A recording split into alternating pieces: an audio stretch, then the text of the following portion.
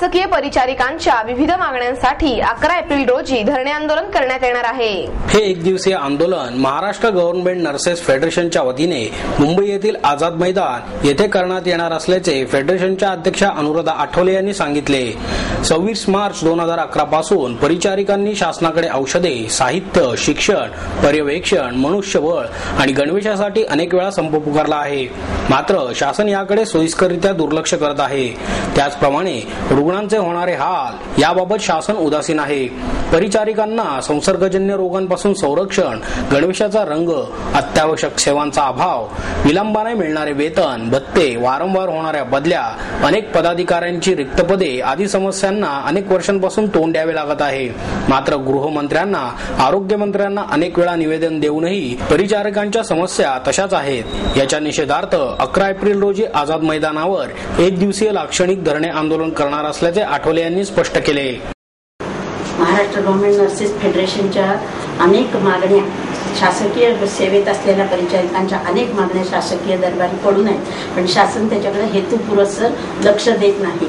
आम्ही 26/4/2011 संप करून आमच्या सगळ्या मागण्या शासनाच्या निदर्शनास आणल्या, पण शासनाने अद्यापही लक्ष दिलं नाही। त्यामुळे पुन्हा नव्याने आंदोलन करण्याची वेळ आलेली आहे। संपा व्यतिरिक्त पण आम्ही यावर मार्ग म्हणजे काय करायचं हा मार्ग शोधतो आहे, पण तोपर्यंत संप हेच असेल। जर संप करायचा निर्णय नाही घेतला तर तो घडणार आहे। इतक्या आमच्या मागण्या अगदी रास्त आणि न्याय आहेत।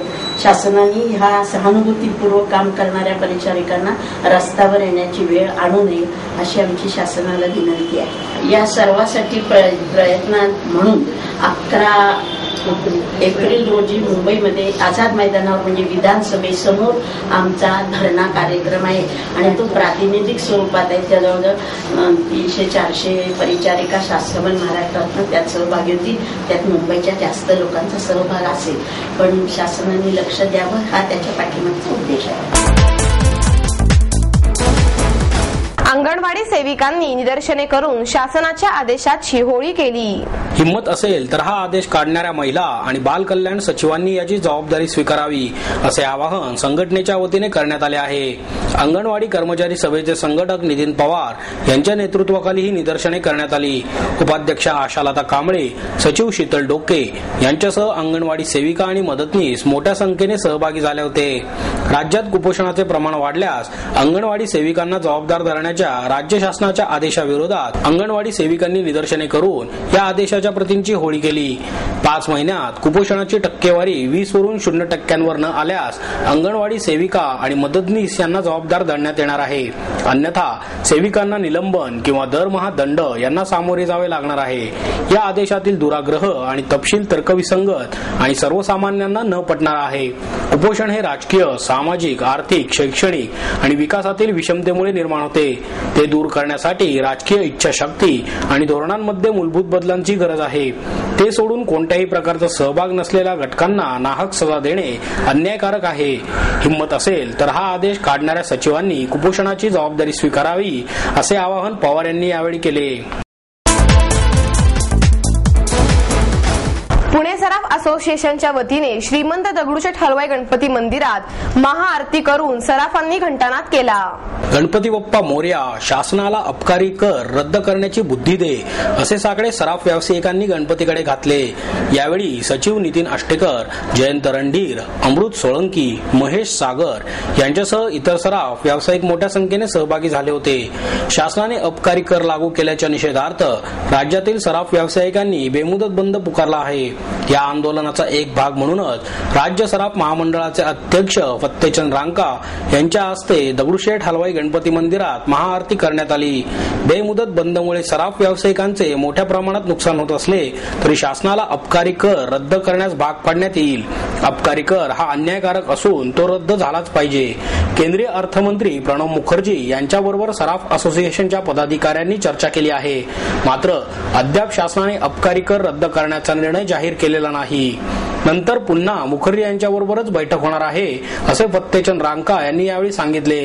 केंद्रीय कृषी मंत्री शरद पवार यांनाही निवेदन देण्यात आले असून उपमुख्यमंत्री अजित पवार यांची शनिवारी भेट घेऊन त्यांनाही निवेदन देणार असल्याचे रांका यांनी सांगितले. बेमुदत बंदचा फटका सराफ व्यावसायिकांबरोबरच कारागिरांनाही बसत आहे. कारागिरांची रोजीरोटी बंद झाली आहे. येत्या 8 एप्रिल पासून सोन्या मारुती चौकात चक्री उपोषण करणार असल्याचे सराफ व्यावसायिकांनी जाहीर केले.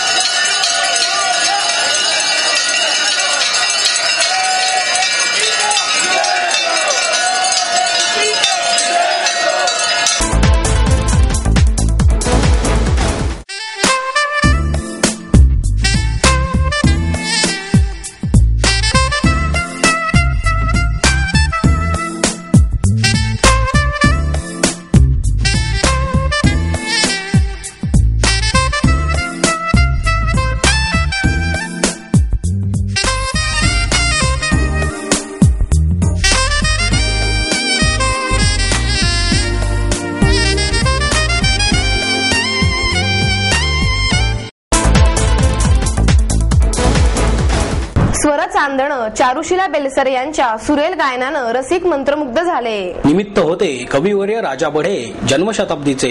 हा विशेष संगीत कार्यक्रम लोकमान्य सभागृहात पार पडला. स्वरमहिमा कला अकादमी निर्मित या कार्यक्रमाची सुरुवात राजा बढे यांच्या हसले मनी चांदणे या लोकप्रिय गीताने झाली. त्यानंतर कशी ही लाज गडे मुलखाची, दे मला गे चंद्रिके, नका मारू खडा, मंद मंद ये समीर ही गीते चारुशीला बेलसरे यांच्या आवाजात ऐकताना रसिकांनी उत्स्फूर्त दाद दिली. यानंतर त्या चित्त चोरट्याला, कशी रे तुला भेटू, चांदणे शिंपित जाशी, कळीदार कपुरी पान, आनंदमनी माईना, तुझ्या मनात कोणीतरी लपले ग, माझ्या माहेरा जा ही गीते ऐकताना रसिक श्रोते भारावले. कार्यक्रमाची साथ संगत नचिकेत मेंदळे यांनी तबला, गोपाळ शिंगरे यांनी हार्मोनियम, एजाज हुसेन यांनी व्हायोलिन, निवेदिता मेंदळे यांनी ढोलकी, हेमंत पोटफोडे यांनी तालवाद्यावर केली. गरजा महाराष्ट्र माझा या महाराष्ट्र गीताने कार्यक्रमाची सांगता झाली. ज्येष्ठ साहित्यिक डॉक्टर द बी कुलकर्णी, ज्येष्ठ अभिनेत्री आशा काळे यांनी राजा बढे यांच्या आठवणींना उजाळा दिला. ज्येष्ठ अभिनेता श्रीकांत मोगे कार्यक्रमाला उपस्थित होते. यावेळी राजा बढे यांच्या वरखाचा विडा या लावणी पोवाड्यांच्या संग्रहाचे प्रकाशनही करण्यात आले. मनोरंजन करणे हाच माझ्या चित्रपटांचा हेतू असतो. चित्रपटातून मला कोणताही संदेश द्यावा असे वाटत नाही, असे मत निर्माता, दिग्दर्शक, अभिनेता गौतम जोगळेकर यांनी व्यक्त केले. त्याच्या जय जय महाराष्ट्र माझा या आगामी चित्रपटातील पुण्यावरील गाण्याचे प्रकाशन महापौर वैशाली बनकर यांच्या हस्ते करण्यात आले. पुण्याच्या सांस्कृतिक परंपरेपासून ते आज एक औद्योगिक शहर बनेपर्यंतच्या त्याच्या प्रवासाचा, पुण्यातल्या वैशालीपासून ते सिंहगडापर्यंतच्या महत्वाच्या ठिकाणांचा आढावा धन्यती पुण्यनगरी अवघ्या महाराष्ट्राची शान जी परंपरेने सजली तरी नाविन्याची खाण हे गाणे गौतम जोगळेकर यांनीच लिहिले असून यशवंत देव यांनी त्याला संगीत दिले आहे. नंदेश युमप यांनी गायलेले हे गाणे महेश मांजरेकर, मृणाल कुलकर्णी, सिद्धार्थ चांदेकर आणि अनुषा दांडेकर यांच्यावर चित्रित करण्यात आले आहे.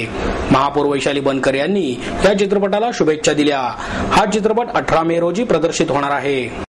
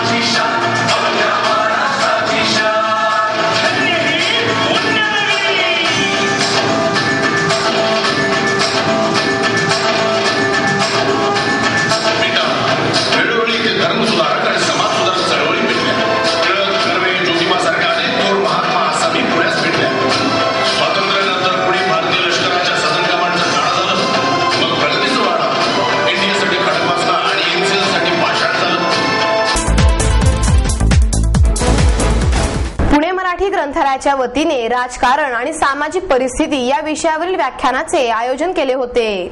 भाजपचे शहराध्यक्ष प्राध्यापक विकास मटकरी, संस्थेचे कार्याध्यक्ष मुकुंद अनगळ, कार्यवाह प्राध्यापक चारुदत्त निमकर यावेळी उपस्थित होते. माधव भंडारी म्हणाले, स्वातंत्र्यपूर्व काळात देश स्वतंत्र व्हावा यासाठी लोक राजकारणात सहभागी होत असत. स्वातंत्र्यानंतर स्वराज्याचे सुराज्यात परिवर्तन करण्यासाठी लोक राजकारणात आले. सध्या पैशासाठी सत्ता आणि सत्तेसाठी पैसा हीच भावना राजकारणात मुरत असल्याने समाज भावना हरवत आहे. स्थिर आणि भ्रष्टाचार मुक्त राजकारणाशिवाय समाजाचा विकास होऊ शकत नाही.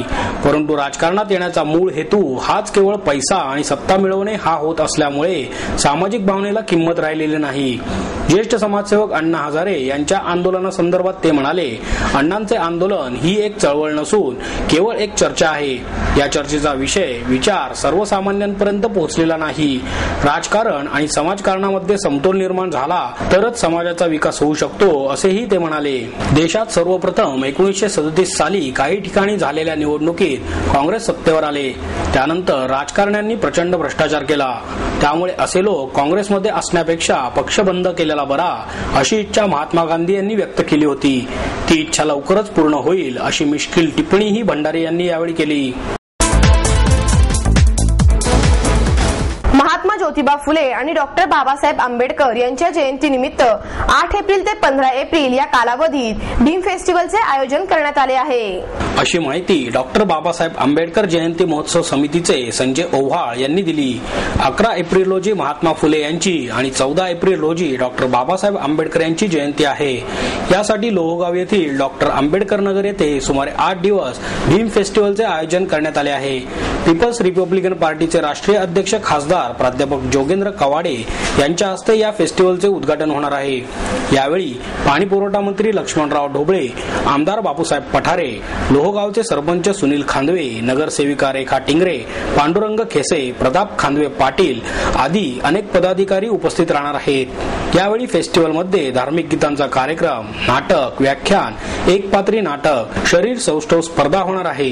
तसेच 14 एप्रिल रोजी डॉक्टर बाबासाहेब आंबेडकर आणि महात्मा फुले यांच्या प्रतिमेची भव्य मिरवणूक काढण्यात येणार आहे असेही यावेळी सांगण्यात आले.